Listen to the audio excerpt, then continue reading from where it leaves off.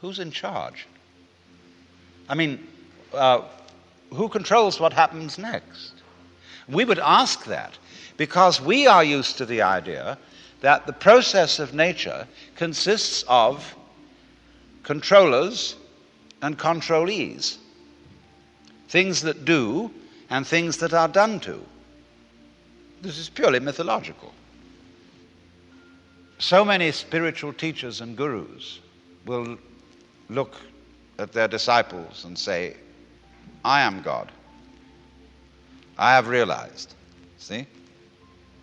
But the important thing is that you are. Whether I am or not is of no consequence to you whatsoever. I could get up and say, I have realized. I put on a turban and yellow robe and whatever, and say, come and have darshan. I'm Guru. You need the grace of Guru in order to realize, and so on, and it'd be a wonderful hoax. It'd be like picking your pockets and selling you your own watch.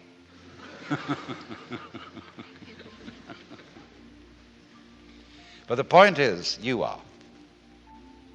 And what are we saying when we say that? We're obviously saying something very important. Alas and alack, there is no way of defining it. That is to say, going any further into words about it. See, when a philosopher hears such a statement as Tattvamasi, you are it, or there is only the eternal now, the philosopher says, yes, I don't see why you're so excited about it. What do you mean by that? And that he asks that question because he wants to continue in a word game. He doesn't want to go on into an experiential dimension. He wants to go on arguing because that's his trip. And all these great mystical statements mean nothing whatsoever. They're ultimate statements. Just as, the trees and the clouds and the mountains and the stars have no meaning because they're not words. Words have meaning because they're symbols, because they point to something other than themselves. But the stars, like music, only bad music has any meaning. Classical music never has a meaning. And to understand it, you must simply listen to it and observe its beautiful patterns, go into its complexity. So, when your mind, that is to say your verbal systems, get to the end of their tether, that is to say, when they arrive at the meaningless statement, here is the critical point. And the method of jnana yoga is to exercise one's intellect to its limits, so that you get to the point where you have no further questions to ask. You can do this in philosophy study if you've got the right kind of teacher who shows you that all philosophical opinions whatsoever are false, or at least, if not false, extremely partial. And so you feel a kind of intellectual vertigo, which is called in a Zen Buddhist poem, above not a tile to cover the head, below not an inch of ground to stand on.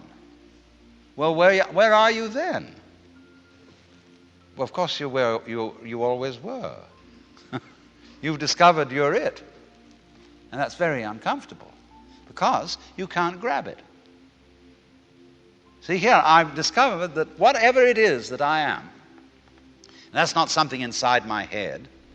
It is just as much out there as it is in here, but whatever it is, I cannot get hold of it. Well, that gives you the heebie-jeebies. You get butterflies in the stomach, anxiety, traumas, and all kinds of things.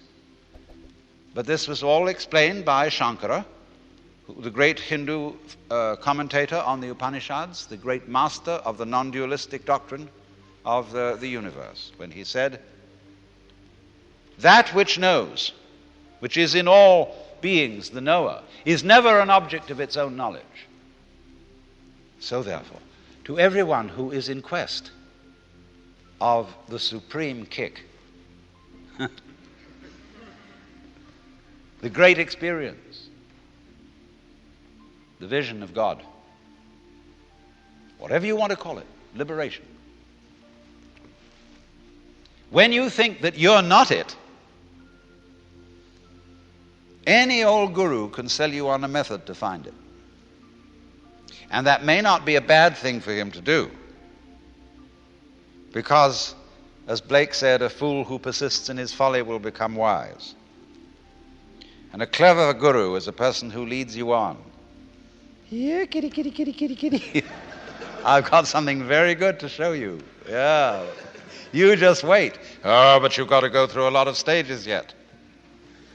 You say, can I get that? Oh, I want to get that. You know, all the time it's you. I was talking with a Zen master the other day, and he said, you should be my disciple. I looked at him and said, who was Buddha's teacher? And he looked at me in a very odd way and said,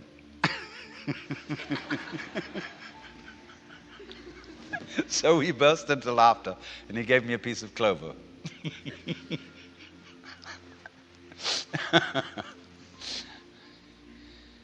So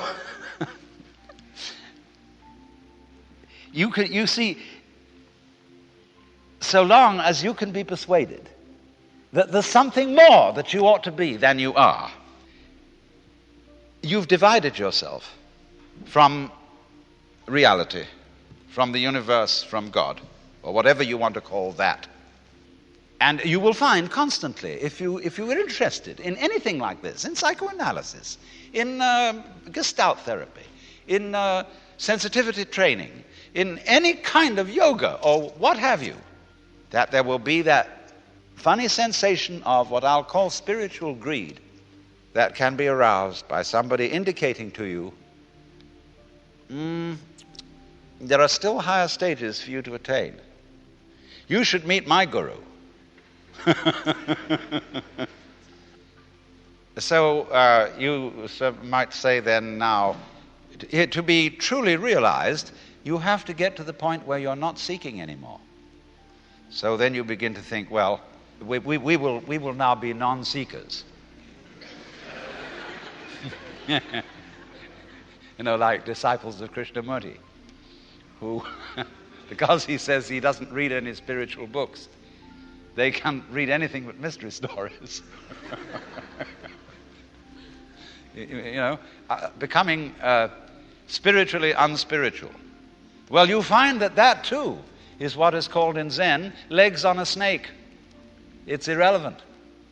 You don't need not to seek, because you don't need anything. And it's like crawling into a hole and pulling the hole in after you. And the great master of this technique was a Buddhist scholar who lived about 200 AD called Nagarjuna. He invented a whole dialectic. He had a whole school called Madhyamika, where the, as it were, leader of the students would simply destroy all their ideas, absolutely abolish their philosophical notions. And they get the heebie-jeebies. They see he didn't have the heebie-jeebies. He seemed perfectly relaxed in not having any particular point of view. Well, they said, teacher, how can you stand it? We have to have something to hang on to. Who does? Who are you? And eventually you discover, of course, that it's not necessary to hang on to anything, to rely on anything. There's nothing to rely on, because you're it. So if you do find out, by any chance, who you really are, you, instead of becoming merely lazy, you start laughing. And laughing leads to dancing. And dancing needs music. And we can play with each other.